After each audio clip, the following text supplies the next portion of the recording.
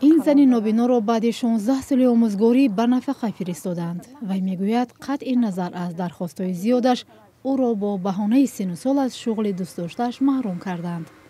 من حالا که 18 ساعت کار کردن ممکن است، هم قوه کاری دارم، هم راستی که شرایطم واجبین در همون مکتبم و کدام نویستگی هم. به نظر مصاحبه ما یک بحث با راهبریت سبب قطعی قراردادی مهنتیش گشته است. راستی که یک بار نزدی رسپیشن رفتیم درسا. بعد همونجا رئیس اتفاق کسبه هم دامجا بود، گفت که کاتبت کنی؟ من گفتم که نمیدونم، باید کاتبت به یاردم کنند. دستم گرفت و رفتم پیش دیرکتر میرم، پیش معلمه بود. معلمه غضب کرد و هم دست من خیلی فشار داد. من نمیدونم برای چی. گفتم معلمه جان ولی شما من گوشم نکرده، نفهمیده. من برای شکایت اومدگی نبودم. وای کس گفت که کاتبه باید کتی تو کار کنه. مراجعت شکورова به دستگاه رئیس جمهوری و وزارت معارف نیز نتیجه نداده است. در مکتب اینترنت نابینایان شهر حصار نخواستند این موضوع را شرح دهند.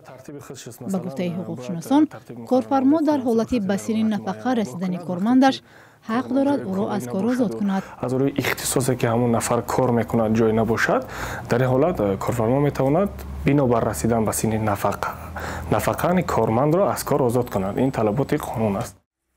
صنعت شکورova که همکنون از معاشش محروم شده است، از آن میترسد که دستنگر خواهد شد. خوشبختی من همین فرزنده بودم، نه فقط معاش بلکه همین فرزنده و من سخت میر کردگی بودم. یکی از شاگردان صنعت شکورova حالا برابر تحصیل به تجارت نیز مشغول است. خیرالله نقش آموزگارش را در زندگی خود مهم میشمارد. با ذوق در درس اشتراک میکردیم. بعضی درس ها میشنی فکر میکنی که تستر همون درس تمام شود، لیکن این درس معلمه ده چخیل تمام شدن وقت نمیفهمیدیم ما. تورجان شاگرد دیگری شکورova در رشته آموزگاری تحصیل میکند. هر یک شخص وقتی دانش‌های وسیع داشته باشد، دانش‌های وسیع آن در اساس دانش‌های فوندامنتالی میشود و ما آن دانش‌های فوندامنتالی خود را در تحصیلات ابتدایی‌مان از استاد شکورova صنعت گرفته‌ایم. استاد ما بسیار یک شخص جدی، شخص مهربان و هم سختگیر بودند.